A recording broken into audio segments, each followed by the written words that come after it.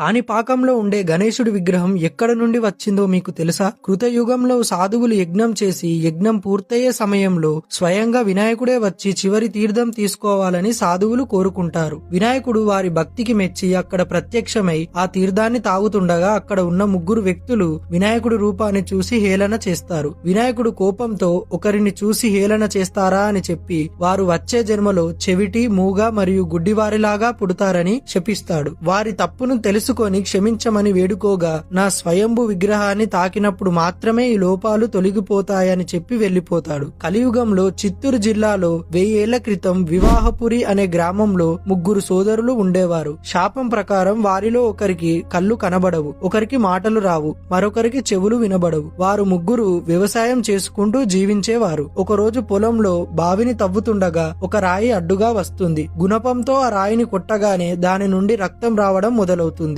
ఆ రక్తం ముగ్గురు సోదరులకు తగలగానే వారి శారీరక లోపాలన్నీ తొలగిపోయి ఆరోగ్యవంతులుగా అవుతారు. ఆ రాయిని మొత్తం తవ్వి చూస్తే ఆ రాయి వినాయకుడి రూపంలో ఉంటుంది. వీళ్ళు ముగ్గురు ఊరిలోకి పరిగెత్తుకుంటూ వెళ్లి వాళ్ళందరికీ చెబుతారు. ఊరిలో వారంతా వీళ్ళకి ఆ లోపాలన్నీ ఎలా తొలగిపోయాయి అని ఆశ్చర్యపోతారు. ఊరి జనం వచ్చి చూడగా అక్కడ రక్తంతో తడిసిన వినాయకుడి విగ్రహం ఉంటుంది. ప్రజలు భక్తితో 1000 కొబ్బరికాయలు కొట్టగా ఆ కొబ్బరి నీళ్లు రక్తంతో కలిసి పొలాల్లోకి ప్రవహిస్తాయి. ఆ తడిసిన భూమిని కాని అని, అలాగే ఆ నీటి ప్రవాహాన్ని పాకం అంటారు. ఈ రెండు కలిసి ఆ ఊరికి కాణిపాకం అని పేరు వచ్చింది. ఆ బావి చుట్టూ ఆలయాన్ని నిర్మించారు. అప్పటి నుండి వినాయకుడి విగ్రహం రోజు రోజుకు పెరుగుతూ వస్తుంది. ఆ బావిలోని నీటిని తీర్థంగా ఇస్తారు. ఆ తీర్థాన్ని తాగితే అనారోగ్య సమస్యలు ఏవి ఉన్నా తొలగిపోతాయని పూజారులు చెబుతున్నారు. అందరూ జై గణేశ అని కామెంట్ చేయండి.